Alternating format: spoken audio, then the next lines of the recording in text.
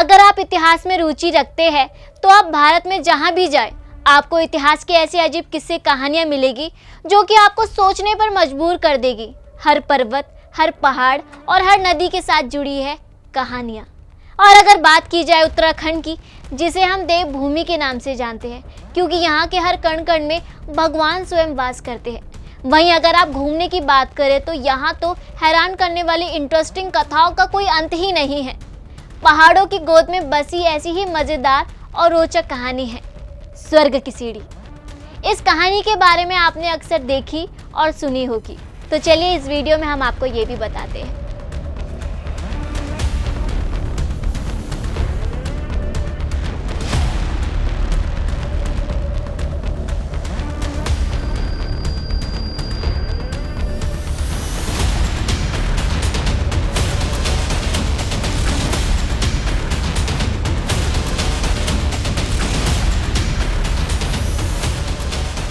नमस्कार, आप देख रहे हैं सुदर्शन धर्म और मैं हूं आपके साथ सोनम गुरु। यूं तो प्राकृतिक सुंदरता के लिए कश्मीर को धरती का स्वर्ग कहा जाता है और इसी क्रम में हिमालय की गोद में बसे ऐसे कई स्थल हैं जहां लोगों की गहरी आस्था है। परंतु क्या आपको पता है कि भारत भूमि की देवभूमि कहे जाने वाली जगह के भी कई राज हैं। उत्तराखंड ही वो जगह है जहाँ से स्वर्ग की ओर जाया जा सकता है और लोग जाने की कोशिश भी करते हैं। चलिए आज एक और नया पन्ना पलटते हैं उत्तराखंड का।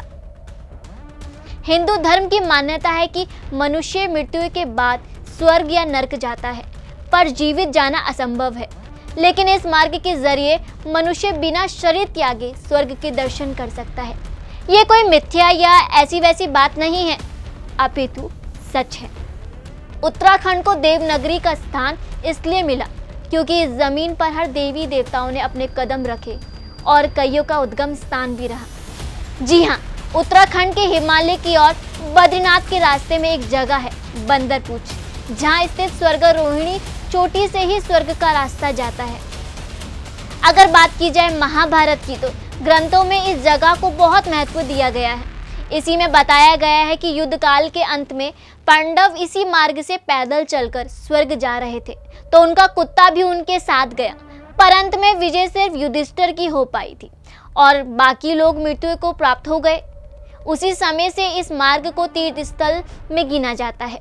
हालांकि पांडव के बाद किसी रूप में इस बात का अंश नहीं मिला। वैज्ञानिक तथ्यों की माने तो पहाड़ों की ऊंचाई के साथ साथ सांस लेने की क्षमता में गिरावट के चलते लोग उन सीढ़ियों को पार नहीं कर पाते। इसलिए आज तक कोई भी नहीं जान पाया कि उन पहाड़ियों के पीछे कोई नई दुनिया बसती है या कुछ और ही। बात कुछ भी हो, पर कईयों ने कोशिश की पर कामयाबी नहीं मिली। स्वर्गारोहिणी विश्व प्रसिद्ध तीर्थ स्थल है।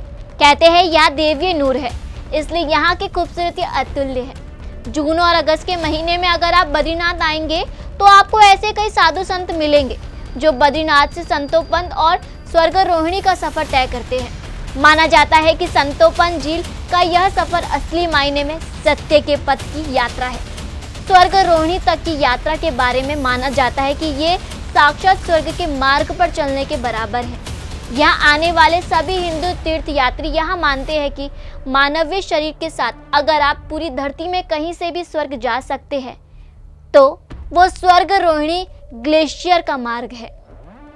अब सवाल ये आता है कि यहाँ तक कैसे पहुँचा जाए। जी हाँ, बद्रीनाथ से 4 किलोमीटर की दूरी पर माना गांव है। ये गांव इस रास्ते पर पड़ने वाला आखिरी गांव है जहां आपको इंसानी सभ्यता मिलेगी। ये गांव भारत चीन की सीमा का आखिरी गांव भी है। श्रद्धालुओं के लिए रास्ते में रुकने के लिए बहुत सी जगह है, जैसे नाग नागिनी मंदिर और माता मूर्ति मंदिर जो धर्म के देवता की पत्नी को समर्पित है। अलकनंदा के साथ साथ चले तो इस रास्ते में आगे आता है आनंद वन। यहाँ के नज़ारे दूर दूर तक हर पेड़ और घास के मैदान देखकर आपको एहसास हो जाएगा कि आखिर इस जगह को आनंद वन क्यों कहा जाता है। यहाँ से थोड़ी दूर पर है वसुंधरा जल। हालांकि इस रास्ते में सभी रुकने की जगहों के बारे में किस्से और कहानियां हैं, पर वसुंधरा के बारे में एक दिलचस्प काफी कथा मशहूर है। लोग मानते हैं कि किसी भी दोषी या पापी के सर पर वसुंधरा का पानी नहीं गिरता। इस यात्रा में आगे आता है लक्ष्मी वन। माना जाता है कि पांडवों की यात्रा के दौरान नकुल की मृत्यु लक्ष्मी वन में हुई थी। स्वर्ग रोहिणी जाने वाले यात्री पहले रात इसी लक्ष्मी वन में रुकते हैं। लक्ष्मी वन से अगले दिन कुछ ही दूर चलकर यात्री सहस्त्रधारा पहुंचते हैं। ग्रेनाइट के एक टीले से गिरता हुआ ये झरना सचमुच मन को छू लेता है। पांडवों के एक और भाई सहदेव की मृत्यु यहाँ हुई थी। इस जगह से आगे बढ़कर आसपास के नज़ारे और भी सुंदर हो जाते हैं। अगर आप मैप में देखें तो आप इस वक्त ठीक केदारनाथ के पीछे वाली पहाड़ी पर होंगे। इस यात्रा में अगली जगह है चक्रतीर्थ गुफाएं। काफ़ी लोग रात यहाँ बिताना भी पसंद करते हैं और रात वहाँ बिताना ज़्यादा बेहतर होता है। संदोपन झील के बारे में किस्से कहानियाँ बहुत है, पर यह वो जगह भी है जहाँ भीम ने अपनी अंतिम सांस ली थी। सैलानी यहाँ आकर रात को साधु संतों की झोपड़ियों में रात बिताते हैं। कुछ लोग अपने लिए गुफाएं ढूंढ लेते हैं या टेंट बना लेते हैं। संदोपन झील में एक दिन बिताने के बाद आगे बढ़कर लोग स्वर्ग रोहिणी ग्लेशियर के दर्शन करने जाते हैं। ज़्यादातर यात्री संदोपन से ही वापस चले जाते हैं, पर इस रास्ते पर आगे चंद्रकुंड और सूर्य कुंड के दर्शन करके स्वर्ग रोहिणी साफ साफ दिखता है। इस ग्लेशियर के सीढ़ी नमूना आकार को ही स्वर्ग की 7 सीढ़ियां माना जाता है। हालांकि किसी भी समय यहाँ कोहरा और बर्फ के कारण 3 से ज़्यादा सीढ़ियां नहीं दिखती है। तो अगर आपसे कोई कहे कि स्वर्ग की सीढ़ियां और स्वर्ग नहीं होता, तो उन्हें बताना ना भूले कि उत्तराखंड ही वो जगह है जहाँ से वे स्वर्ग की ओर जा सकते हैं। और इसी के साथ मैं आपसे विदा लेती हूँ। जय हिंद, नमस्कार।